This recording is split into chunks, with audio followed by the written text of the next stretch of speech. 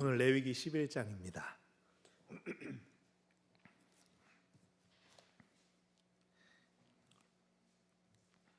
구약성경 160쪽에 있는 레위기 11장 1절부터 47절까지 오늘 절이 좀 많지만 또 절 자체는 그렇게 길지 않습니다. 11장 1절부터 47절까지 제가 한 절, 여러분이 한 절 교독하여 하나님께 올려드립니다. 여호와께서 모세와 아론에게 말씀하여 이르시되 이스라엘 자손에게 말하여 이르라. 육지의 모든 짐승 중 너희가 먹을 만한 생물은 이러하니 모든 짐승 중 굽이 갈라져 쪽발이 되고 새김질하는 것은 너희가 먹되 새김질하는 것이나 굽이 갈라진 짐승 중에도 너희가 먹지 못할 것은 이러하니 낙타는 새김질은 하되 굽이 갈라지지 아니하였으므로 너희에게 부정하고 사반도 새김질은 하되 굽이 갈라지지 아니하였으므로 너희에게 부정하고 토끼도 새김질은 하되 굽이 갈라지지 아니하였으므로 너희에게 부정하고 돼지는 굽이 갈라져 쪽발이로되 새김질을 못함으로 너희에게 부정하니 너희는 이러한 고기를 먹지 말고 그 주검도 만지지 말라. 이것들은 너희에게 부정하니라. 물에 있는 모든 것 중에서 너희가 먹을 만한 것은 이것이니 강과 바다와 다른 물에 있는 모든 것 중에서 지느러미와 비늘 있는 것은 너희가 먹되 물에서 움직이는 모든 것과 물에서 사는 모든 것, 곧 강과 바다에 있는 것으로서 지느러미와 비늘 없는 모든 것은 너희에게 가증한 것이라. 이들은 너희에게 가증한 것이니 너희는 그 고기를 먹지 말고 그 주검을 가증히 여기라. 수중 생물의 지느러미와 비늘 없는 것은 너희가 혐오할 것이니라. 새 중에 너희가 가증히 여길 것은 이것이라. 이것들이 가증한즉 먹지 말지니 곧 독수리와 솔개와 물수리와 말똥가리와 말똥가리 종류와 까마귀 종류와 타조와 타흐마스와 갈매기와 새매 종류와 올빼미와 가마우지와 부엉이와 흰 올빼미와 사다새와 너새와 황새와 백로 종류와 오디새와 박쥐니라. 날개가 있고 네 발로 기어다니는 곤충은 너희가 혐오할 것이로되 다만 날개가 있고 네 발로 기어다니는 모든 곤충 중에 그 발에 뛰는 다리가 있어서 땅에서 뛰는 것은 너희가 먹을지니 곧 그 중에 메뚜기 종류와 배짱이 종류와 귀뚜라미 종류와 팥중이 종류는 너희가 먹으려니와 오직 날개가 있고 기어다니는 곤충은 다 너희가 혐오할 것이니라. 이런 것은 너희를 부정하게 하나니 누구든지 그것들의 죽음을 만지면 저녁까지 부정할 것이며 그 주검을 옮기는 모든 자는 그 옷을 빨지니 저녁까지 부정하리라. 굽이 갈라진 모든 짐승 중에 족발이 아닌 것이나 새김질 아니하는 것의 주검은 다 내게 부정하니 만지는 자는 부정할 것이요 네 발로 다니는 모든 짐승 중 발바닥으로 다니는 것은 다 네게 부정하니 그 주검을 만지는 자는 저녁까지 부정할 것이며 그 주검을 옮기는 자는 그 옷을 빨지니 저녁까지 부정하리라. 그것들이 내게 부정하니라. 땅에 기는 길짐승 중에 네게 부정한 것은 이러하니 곧 두더지와 쥐와 큰 도마뱀 종류와 도마뱀 부치와 육지악어와 도마뱀과 사막 도마뱀과 카멜레온이라. 모든 기는 것 중 이것들은 네게 부정하니 그 주검을 만지는 모든 자는 저녁까지 부정할 것이며 이런 것 중 어떤 것의 주검이 나무 그릇에든지 의복에든지 가죽에든지 자루에든지 무엇에 쓰는 그릇에든지 떨어지면 부정하여 지리니 물에 담그라. 저녁까지 부정하다가 정할 것이며 그것 중 어떤 것이 어느 질그릇에 떨어지면 그 속에 있는 것이 다 부정하여 지나니 너는 그 그릇을 깨뜨리라. 먹을 만한 축축한 식물이 거기 담겼으면 부정하여 질 것이요 그 같은 그릇에 담긴 마실 것도 부정할 것이며 이런 것의 주검이 물건 위에 떨어지면 그것이 모두 부정하여 지리니 화덕이든지 화로이든지 깨뜨려 버리라. 이것이 부정하여져서 너희에게 부정한 것이 되리라. 샘물이나 물이 고인 웅덩이는 부정하여지지 아니하되 그 주검에 닿는 것은 모두 부정하여질 것이요 이것들의 주검이 심을 종자에 떨어지면 그것이 정하거니와 만일 종자에 물이 묻었을 때에 그것이 그 위에 떨어지면 너희에게 부정하리라. 너희가 먹을 만한 짐승이 죽은 때에 그 주검을 만지는 자는 저녁까지 부정할 것이며 그것을 먹는 자는 그 옷을 빨 것이요 저녁까지 부정할 것이며 그 주검을 옮기는 자도 그 옷을 빨 것이요 저녁까지 부정하리라. 땅에 기어다니는 모든 길짐승은 가증한즉 먹지 못할지니 곧 땅에 기어다니는 모든 기는 것 중에 배로 빌어 다니는 것이나 네 발로 걷는 것이나 여러 발을 가진 것이라. 너희가 먹지 말지니 이것들은 가증함이니라. 너희는 기는 바 기어다니는 것 때문에 자기를 가증하게 되게 하지 말며 또한 그것 때문에 스스로 더럽혀 부정하게 되게 하지 말라. 나는 여호와 너희의 하나님이라. 내가 거룩하니 너희도 몸을 구별하여 거룩하게 하고 땅에 기는 길짐승으로 말미암아 스스로 더럽히지 말라. 나는 너희의 하나님이 되려고 너희를 애굽 땅에서 인도하여 낸 여호와라. 내가 거룩하니 너희도 거룩할지어다. 이는 짐승과 새와 물에서 움직이는 모든 생물과 땅에 기는 모든 길짐승에 대한 규례니 함께요. 부정하고 정한 것과 먹을 생물과 먹지 못할 생물을 분별한 것이니라. 아멘. 여러분 인디아나 존스 시리즈 아시죠? 제가 인디아나 존스 시리즈 처음 본 게 초등학교 때였습니다. 지금도 잊혀지지 않는 장면. 제가 설교 준비하면서 찾아보니까 2탄이었던 것 같아요. 동남아, 인도 같은 데 가가지고 동양 사람들이 먹는 이 식사 자리에 초청을 받은 겁니다. 이제 거대한 식탁에 사람들이 길게 앉아가지고 음식이 차근차근 나오는 걸 기다리면서 이제 과일을 신나게 먹고 있다가 음식이 나오는데 막 이따만한 구렁이를 막 통으로 딱 꺼내고 뱀 가죽을 벗기니까 새끼뱀이 그거를 잡아서 막 먹고 커다란 막 딱정벌레를 막 빨아먹는 막 현지인들, 원숭이 골게 먹고 막 여자 주인공 막 기절해 버리고 뭐 국을 떴더니 막 눈알이 둥둥 떠다니는 어린 나이에 보고 깜짝 놀라가지고 세상에 저런 나라가 진짜 있는 줄 알았잖아요. 나중에 이제 알게 된 것은 인디아나 존스 시리즈 이제 80년대, 90년대 이럴 때 만들어진 시기에는 이 서양권의 소위 그 아시아를 좀 깔보고 혐오하며 무시하는 일종의 문화가 있었다는 거예요. 잘 모르면서 저 오지에 사는 사람들은 이렇게 먹을지도 몰라 상상력을 가미함으로 인해서 아유 저 미개한 동양 사람들이라고 깔보는 그런 게 있었다는 거죠. 물론 원숭이 골도 먹는 나라가 있죠. 곰발바닥도 먹는 나라가 우리나라 곁에 있긴 하지만 몇 년 전에 이런 카피가 있었죠. 당신이 먹는 것이 당신을 만든다. 당신을 결정한다. 무엇을 먹느냐가 그가 어떠한 가치관, 어떤 문화에 속해 있는지를 보여줍니다. 오늘처럼 공장화된 축산 시스템이 없었던 과거에는 먹을 수 있는 동물을 확보해야 고기를 먹을 수가 있었습니다. 그래서 사실은 고기를 먹을 만한 기회가 많지는 않았죠. 근데 하나님께서 고기를 먹을 수는 있지만 먹을 수 있는 것과 먹어서는 안 되는 것이 있다. 이제 구별해 주십니다. 이 구별의 목적은 이스라엘 민족은 식습관에서부터 다른 민족과 구별되어라라고 하는 뜻입니다. 오늘 11장의 동물들로부터 시작해서 한동안 이제 정결과 부정에 대한 주제가 여러 장에서 계속 다뤄질 겁니다. 그러다 보면 이제 비슷한 메시지가 반복될 수도 있지만 이 시간을 통해서 특별히 연말을 향해 가며 새해를 준비하는 이 시기에 하나님께서 기뻐하시는 우리 삶이 되도록 다듬어지고 새로워지는 그러한 은혜가 있기를 바랍니다. 아멘. 자, 10장에서 하나님께서 아론에게 말씀하셨습니다. 너희들 제사하러 들어갈 때 포도주나 독주를 마시지 말라. 왜? 그래야 너희가 술에 취하지 않아야 부정하고 정한 것을 백성들에게 가르칠 수 있을 것이다 라고 말씀하셨습니다.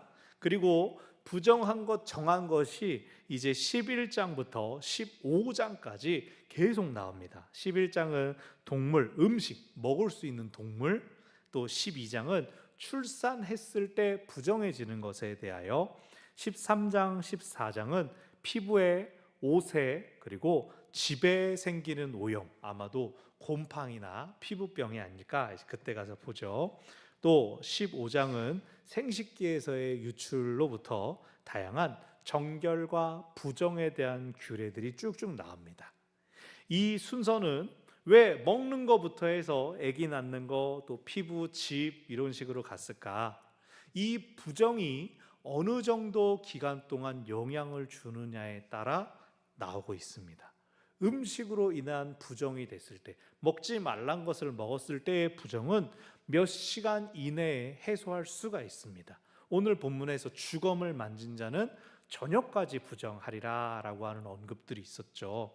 그런데 당장 출산은 어떻습니까? 피를 많이 흘리고 나선 몇 달 정도의 시간이 지나야 이제 피도 더 안 나고 몸도 좀 돌아올 수 있게 되죠. 또 피부병, 옷이나 집의 벽에 생긴 곰팡이 같은 거는 몇 년은 걸린다라고 보는 거예요. 요즘도 집에 결로 한번 생겼다 하면은 그거 참 쉽지 않잖아요. 그런 식으로.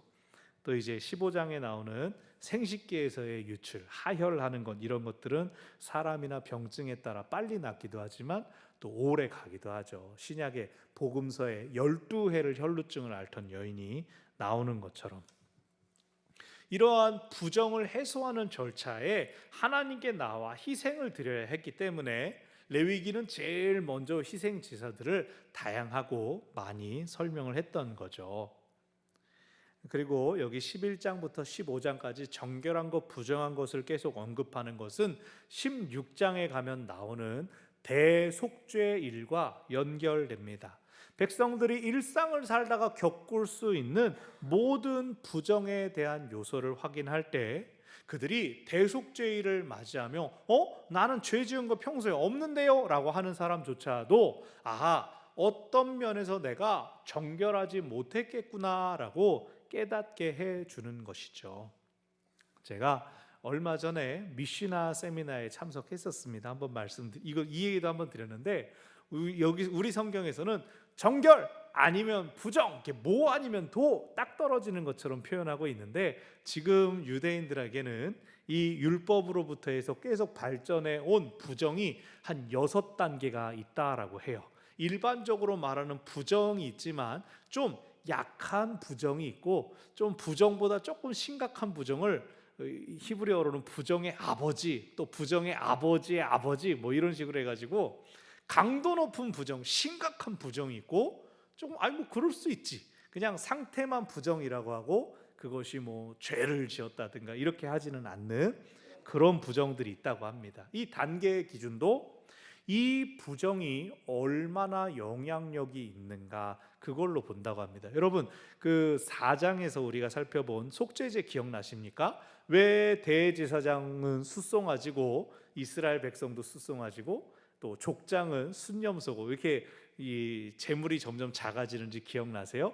죄의 영향이 성소 안에 어디까지 영향을 끼치는가. 그래서 대제사장이나 온 이스라엘 회중이 범죄했을 때는 지성소 안에까지 그 부정이 침투한 것으로 보아서 지성소 안에까지 피를 뿌리지만 이스라엘 한 개인이 죄를 지었을 때는 성막 뜰에 있는 번제단에 피를 바르고 끝납니다. 지성소 안에까지는 못 들어간다라고 봅니다. 그래서 이 성경에서 다뤄지는 부정의 범위들은 성소에 얼마만큼 침범하느냐, 그 사람의 예배를 얼마나 방해하느냐, 그것이 기준입니다.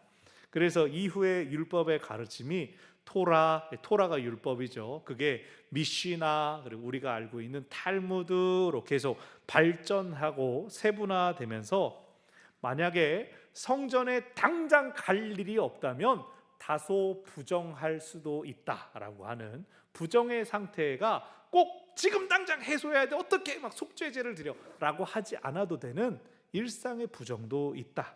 그러니까 천천히 정결해져도 된다라고 하는 식으로 나뉘어졌습니다. 그러니까 예를 들어 뭐 우리처럼 새벽 기도를 매일 나오는 사람이면 그 부정을 저녁에 해소를 해야겠지만 이스라엘 사람들은 최소 1년에 3번 성전을 가기도 하고 또 일주일에 한 번 뭐 안식일은 안식일대로 집에서 지켜요. 성전 중심이 그렇게 막 우리처럼 돼 있지 않기 때문에 부정에도 좀 틈이 있다. 그렇기 때문에 오늘부터 우리가 쭉 본문들을 살펴볼 때 먹으면 부정하다 뭐 이런 생각에 말에 너무 사로잡힐 필요가 없습니다. 예를 들어 우리 아이들이 밖에 나가서 막 한참 뛰어놀고 들어왔다고 생각을 해보세요. 머리카락에서 막 모래가 떨어지고 막 땀이 떼국물이 돼가지고 몸에서는 벌써 막 퀴퀴 막 냄새가 나는 것 같은 아이가 엄마 나 재밌게 놀고 들어왔어 그러면은 냄새나고 더러우니까 넌 내 애가 아니야 아줌마라 부르렴. 우리가 그렇지 않잖아요. 애가 좀 더럽고 땀 흘리고 냄새나도 그냥 더러운 내 아이인 겁니다. 너 빨리 가서 씻고 옷 갈아입어라. 깨끗한 옷으로 갈아입어라. 그리고 밥 먹자. 엄마가 그렇게 하지 않습니까? 하나님의 관심도 마찬가지입니다.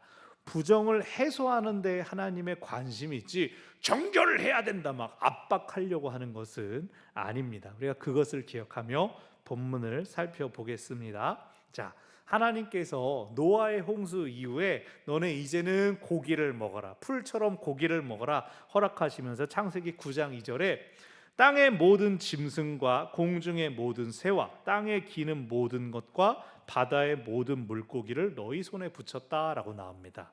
다시 제가 자막을 한다는 걸 깜빡했어요. 땅의 모든 짐승, 공중의 모든 새, 그리고 땅 위에 기는 모든 것과 물에 있는 물고기.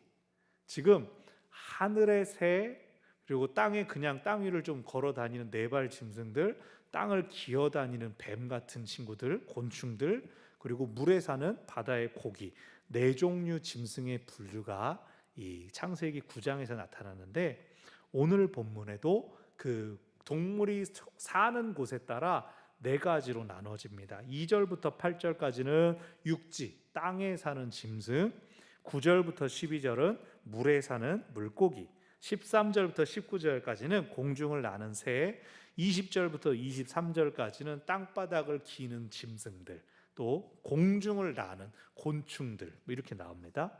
구조는 단순합니다. 이거는 먹되 이만큼은 먹지 말아라.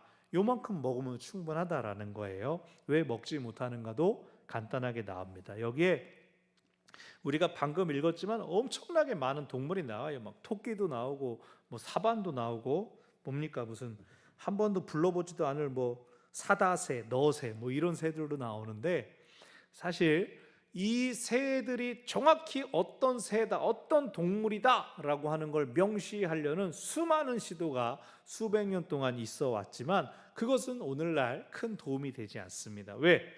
이 단어가 고대에는 이 기원전 1500년, 1300년 이때에는 어떤 동물을 지칭했는지가 일단 정확하지 않습니다. 히브리어 단어가 오늘날 우리의 새를 가리키는 학명들에 다 대응하지도 않고 또 우리 성경, 우리말로 넘어오는 과정에서 중국의 한자를 통해서 오기도 하고 영어를 통해 오기도 한 것들이 뒤섞여 있습니다. 그래서 우리는 문자만 가지고 오늘날 어떤 동물이구나 라고 하는 걸 매칭을 할 수는 없습니다. 그렇기 때문에 여기서 이 중에서 뭐는 먹으면 되고 뭔 먹으면 안 되는구나, 내가 그렇게 산낙지를 좋아했는데 지느러미도 없고 비늘도 없으니까 이젠 끊어야 되나, 그럴 필요가 하나도 없다는 거예요. 이미 초대교회 때부터, 이미 신약 성서 시대에 음식에 대하여 자유하라라고 했죠. 예수님도 말씀하셨습니다. 사람의 입으로 들어가는 것이 아니라 사람의 입에서 나오는 게 그 사람을 더럽게 한다라고 하셨죠. 그렇기 때문에 저희도 동물 막 종류를 살펴보진 않을 것이고 이게 뭡니다 뭐 이런 얘기는 안 할 거고요. 무엇이 부정과 정결을 나누는가, 그것을 살펴볼 겁니다.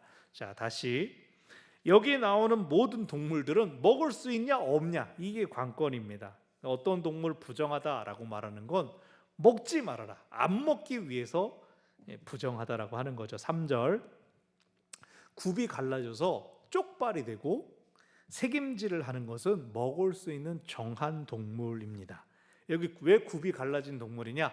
굽이 갈라지면 굽으로 땅을 디뎌서 흙에 발바닥이 닿지 않는 동물을 이야기를 합니다. 소, 염소, 양, 이미 제물에 쓰이는 여러 동물들이 있잖아요. 여기서 그러니까 반영되는 것은 뭐냐면 생 흙바닥을 기어다니면 에비지지아라고 하는 겁니다. 그런데 공중, 하늘로 좀 떠오르면 그거는 그래도 좀 깨끗하다. 쉽게 그냥 생각하기에 땅에 떨어지면 못 먹는다. 근데 흙바닥이 이제 그냥 맨발로 밟고 다니는 개, 고양이 이렇게 되면은 먹을 수 없다라는 거죠. 왜 우리 그 하이힐 같은 경우도 마찬가지지 않습니까? 여성들의 멋을 위해 만들어진 하이힐이 옛날에는 남자들이 이제 땅에 뭐 응가라든가 뭐 이런 게 많이 떨어져 있으니까 안 밟힐, 옷 더럽히지 않으려고 그런 개념입니다. 이 굽이 갈라졌다는 것은. 그리고 색임질은 뭡니까? 이 초식 동물들이 급하니까 포식자가 있을 때 얼른 먹었다가 좀 얌전해지면 다시 개워가지고 꼭꼭 씹어서 음미해서 소화를 시키지 않습니까? 그럴 때에 이 먹은 걸 토하는 그게 강조되는 게 아니라 아하, 먹이를 완전히 소화시키는구나, 자기 몸에 완전히 흡수하니까 정한 동물이다라고 하는 식으로 강조되는 것이죠. 그래서 이 정한 동물들이 온전한 동물로 하나님께 드리는 제사에 사용되죠. 여기선 나오지 않지만 신명기 14장이 병행 본문입니다. 같은 내용이 다뤄지는데 거기에서는 이제 사슴도 먹을 수 있다, 사슴도 정한 동물이다, 사슴, 노루 이런 애들. 이제 안 되는 짐승들이 있습니다. 4절에 낙타가 있습니다. 낙타는 중동 지방에서는 사치스러운 식재료였습니다. 먹었어요. 낙타 먹었고, 또 이슬람 무슬림들은 제사 때, 희생제사 때 낙타를 잡기도 했습니다. 굉장히 근데 쓸모가 굉장히 많았기 때문에 우리나라로 치면 소급이었습니다. 낙타 끝내주는 동물이죠. 근데 낙타는 사실 굽이 갈라져 있어요. 근데 여기서 왜 굽이 갈라지지 않았다라고 하냐면 굽이 갈라지긴 했는데 발바닥도 두툼해가지고 발바닥이 그냥 땅에 닿거든요. 그래서 굽이 갈라지나 마나 그건 굽 없는 걸로 친다라고 써진 거예요. 그런데 단순히 그거 생김새만 가지고 얘기하는 게 아니라 낙타는요, 이방인들이 소비하는 고급스러운 사치품이었을 뿐만 아니라 또 고대 주술에 사용되기도 했다라고 합니다. 그러니까 먹지 말라라고 할 때는 이방제의 풍습을 흉내내지 말라라고 하는 뜻도 담겨져 있습니다. 6절에 토끼 나오죠. 토끼 같은 경우 어떻습니까? 제 아는 사람이 이제 몽골을 갔다 오면서 토끼 발을 갖다 주더라고요. 몽골 사람들이 토끼 사냥해가지고 말려가지고 발톱이 이렇게 있는 거를 부적처럼 쓴다고 열쇠고리로 만들어서 파는 걸 주었죠. 또 토끼는 어떻습니까? 토끼가 즐기는 것 중에 자기의 부드러운 응가가 있지 않습니까? 아직 덜 소화된 거를 자기 응가를 먹는 그런 것들 때문에 아유 지지라고 표현을 한 것입니다. 사실 사반이나 토끼는 색임질을 하는 게 아니라 뭐 먹으면 이제 햄스터나 뭐 이런 거 다람쥐 생각하면 이렇게 빨리 우유를 움직이죠. 그 모습이 꼭 색임질을 하는 모습 같다. 그래서 색임질을 한다라고 하지만 어쨌든 이 똥 먹고 뭐 그런 것들 때문에 부정한 동물로 칩니다. 7절 돼지가 나옵니다. 유대인들이 돼지 안 먹지? 이런 게 아닙니다. 원래 고대 근동에서도 돼지 잘 먹었습니다. 이 애굽 같은 경우는 돼지를 일찍이 돼지 요리법이 잘 발달되었고 또 애굽에서는 돼지를 따로 모아서 사육하기도 했습니다. 다만 중동의 어떤 나라들은 이스라엘처럼 돼지를 안 먹었어요. 왜냐? 야생의 상태의 돼지는 황무지에 막 널브러진 잡식성이잖아요. 작은 동물도 먹을 뿐 아니라 막 시체도 뜯어먹고 막 그랬기 때문에 악마다라고 간주되기도 했습니다. 그런 것들까지 고려를 해서 이야기하는 겁니다. 이방인들조차 부정하게 보는 그 관습을 함께 반영해서 그런 것들 굳이 먹을 필요 없다. 8절 먹지 말 뿐만 아니라 사체도 만지지 말아라. 주검도 접촉하지 말아라. 근데 먹을 수 없는 부정한 동물이 살아있으면 만져도 됐을까요? 어떨까요? 부정한 동물이니까 터치 못하나요? 아닙니다. 살아있으면, 생명이 있으면 부정과 상관이 없습니다. 그래서 당나귀나 또 말씀드렸던 낙타 같은 경우 짐을 부리는 동물로 사용했죠. 하지만 죽으면, 생명이 떠나가게 되면 어떤 동물이나 인간조차도 부정한 것으로, 시체는 부정한 것으로 여겨졌습니다.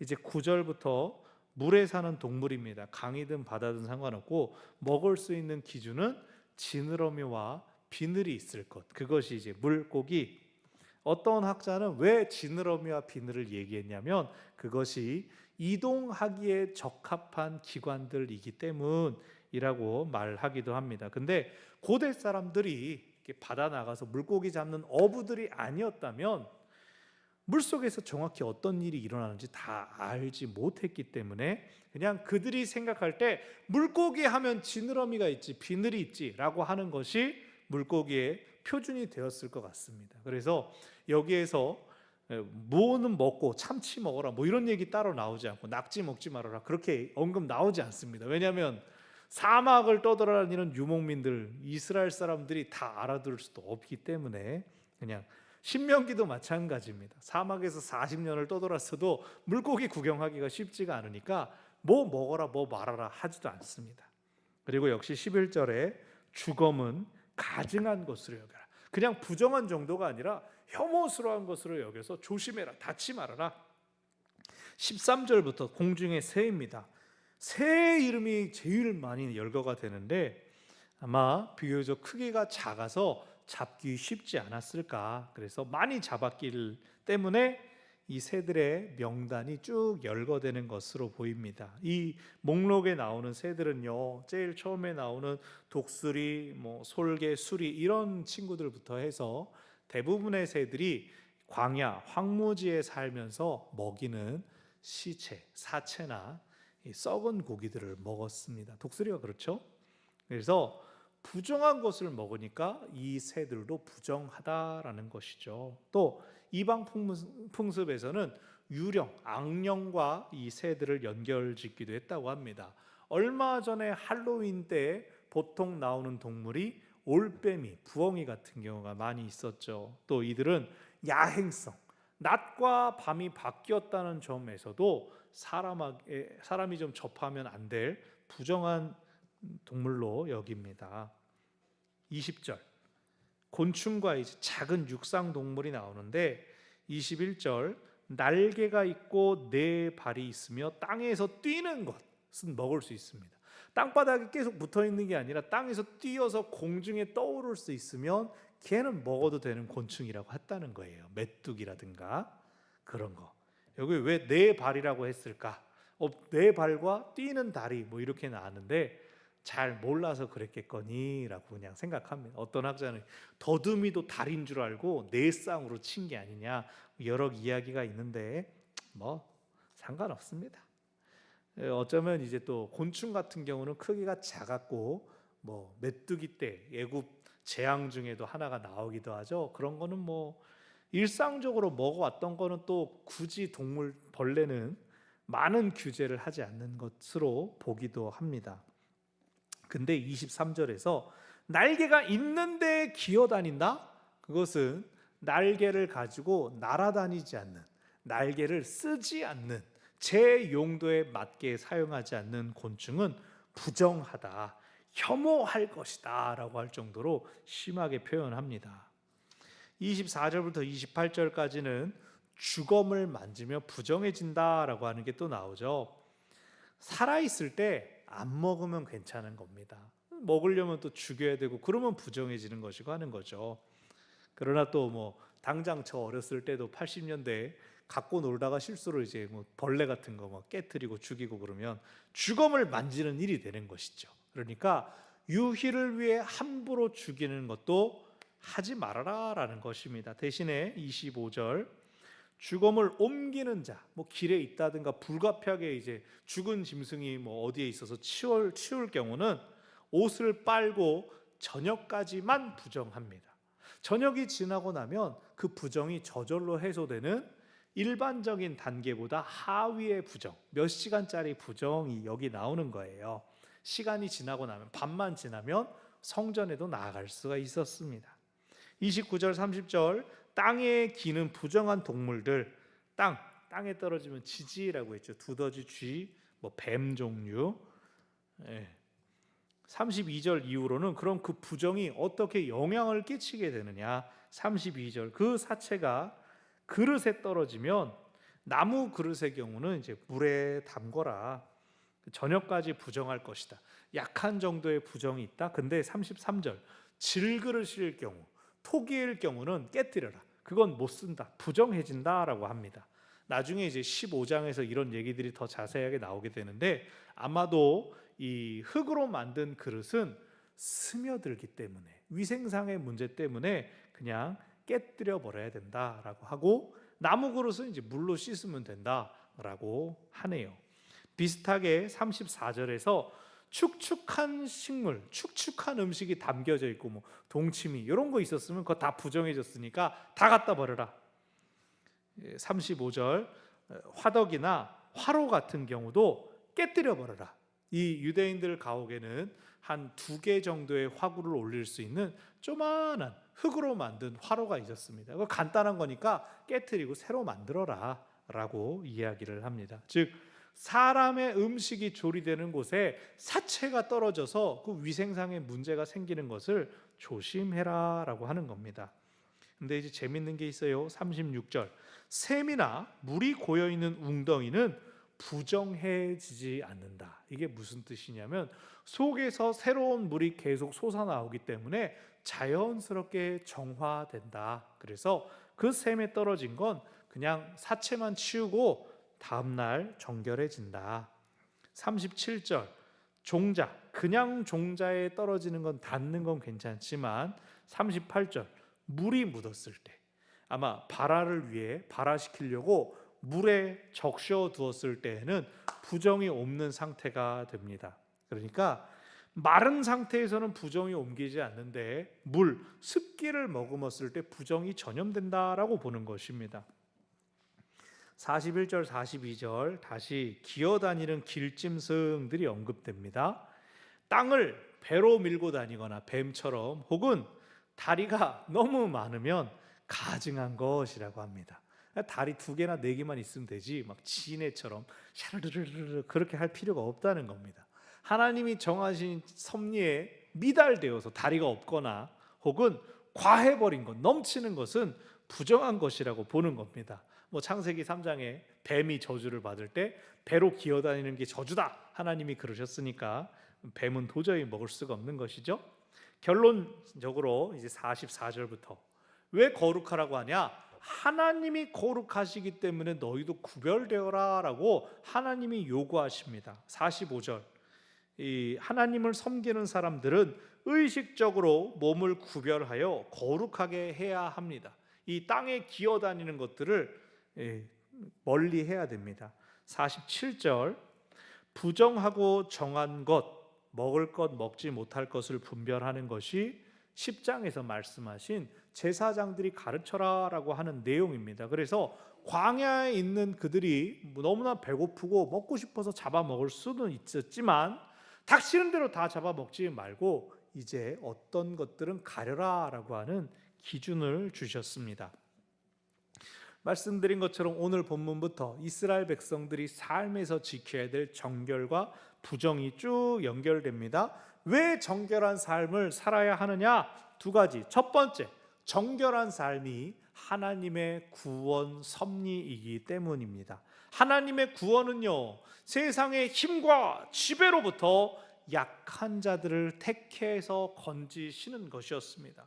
세상의 논리는 어떻습니까? 강한 자가 살아남고 강한 자는 약한 자를 다스립니다. 그러나 하나님은 당신께서 택하시고 뜻을 두신 자를 들어서 사용하십니다.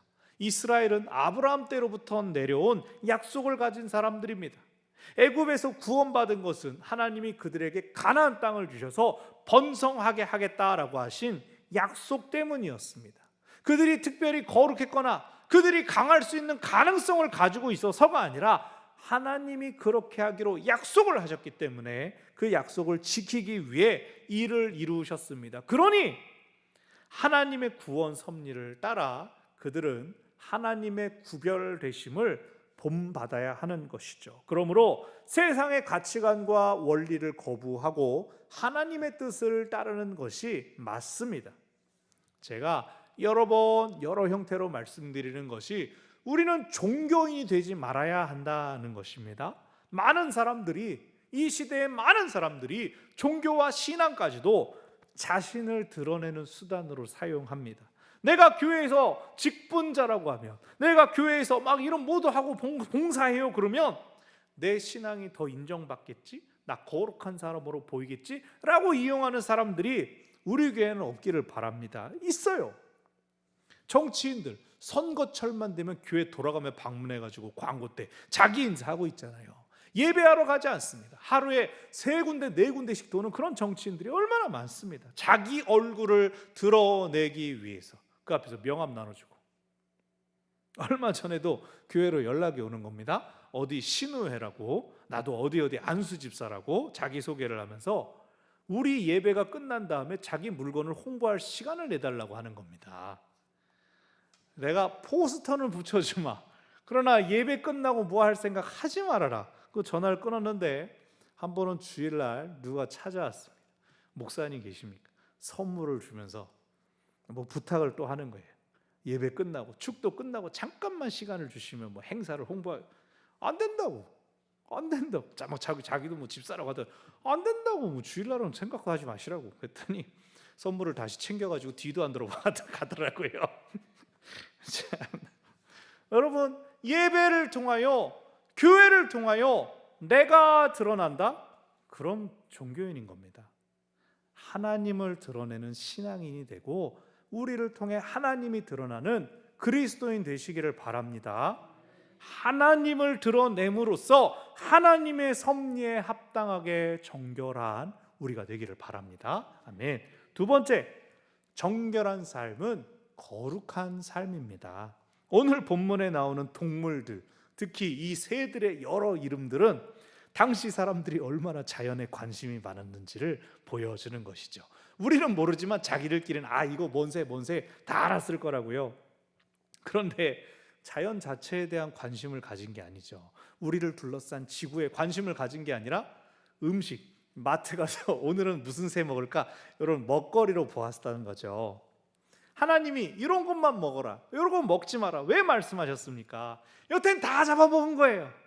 세상을 보면서 저 새도 맛있겠다, 저것도 맛있겠다, 다 그렇게 보고 있었던 것들에 대해서 하나님이 이제 이런 건 먹지 말아라 라고 하시는 거예요. 이게 뭐 이스라엘 사람들의 식습관이 유난해서 그런 거예요? 그것도 먹냐 이스라엘 사람들? 그런 게 아니에요. 애굽부터 해서 주변의 광야를 지나면서 만나는 여러 중동 국가들이 계속 영향을 주는 겁니다. 갔더니 이것도 먹네, 이것도 먹을 수 있는 거네, 그런 겁니다. 우리도 오늘날 여행이나 휴가 갈 때 그 동네 뭐가 맛있다냐, 어디 가면 뭘 먹어줘야지, 맛집이 어디냐, 이런 거 다 보지 않습니까? 애굽을 떠나서 다른 곳으로 갈 때 이게 애굽에선 별미였지, 그런 거 하지 말라고요. 남들 다 먹으니까 이제 우리도 거기 가면 그거 먹자, 하지 말아라. 그것이 오늘 말씀이 전하는 권고입니다. 남들이 먹을 때는 그냥 배고파서 먹는 것뿐만이 아니라 사치스러운 낙타고기, 종교적인 의미를 담은 돼지고기, 올빼미, 이런 것들이 있었습니다. 자기 똥 먹는 토끼, 사체를 뜯어먹는 독수리 같은 게 있었습니다. 하나님이 그런 건 따라하지 않아도 된다. 너희들은 오히려 그런 거 못 먹는다고 해서 달라져라, 구별되어라. 자기 똥 먹는 동물 보면서 침 흘리지 말라는 거예요. 남의 시체 뜯어먹는 동물 보면서 다 먹으면 내가 저걸 이제 먹어야지, 하지 말라는 거예요. 너희는 정결한 백성임을 이 땅 가운데 드러내 보여주라는 것입니다. 그러면 우리가 먹을 수 있는 게 줄어드는 거 아닌가요? 할 수 있지 않습니까? 남들 토끼 다 먹는데 우리 토끼 나오면 나 안 먹어요, 이래야 된다고요? 이 항변에 대해서 하나님, 여기에 명시적으로 나타나지 않지만 하나님의 약속이 있습니다. 내가 너희들로 하여금 니들이 먹을 수 있는 동물들 많아지게 해주겠다. 약속의 땅에 들어갔을 때 먹을 것이 부족해서 부정한 음식에 손대는 일 없게 하겠다라고 하시는 거예요. 가나안 땅 별명이 뭡니까? 젖과 꿀이 흐르는 땅. 그 젖은 이 목축업이 잘 되는 땅이기 때문에 소와 양과 염소가 풍성해질 것이다.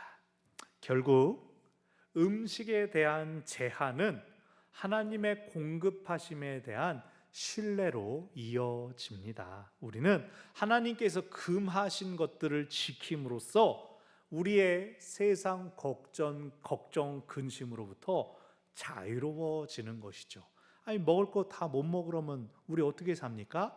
내가 먹을 수 있는 걸 하나님이 더 주시겠다고 하시는 겁니다. 그래서 절제하여서 똑같은 말이지만 먹지 말랬으니까 먹지 말아야지, 참아야지 라고 하는 신앙의 고백보다 하나님께서 채워주실 것을 믿습니다 라고 하는 고백, 똑같은 내용인데 하나님을 신뢰하는 믿음의 고백이 더 편안하게 들리지 않습니까? 여러분 생각해 보십시오. 세상을 향해 비우면 다 털리고 다 빼앗깁니다. 개털됩니다, 속된 말로. 근데 하나님께 비우면 하나님이 책임지시고 하나님께서 채워주신답니다. 그것이 오늘 11장에 나오는 약속입니다. 그래서 하나님께 대하여 정결한 삶은 하나님께서 공급해 주시는 거룩한 삶을 살게 되는 것입니다. 말씀을 정리합니다. 하나님은 우리에게 정결한 삶을 요구하십니다.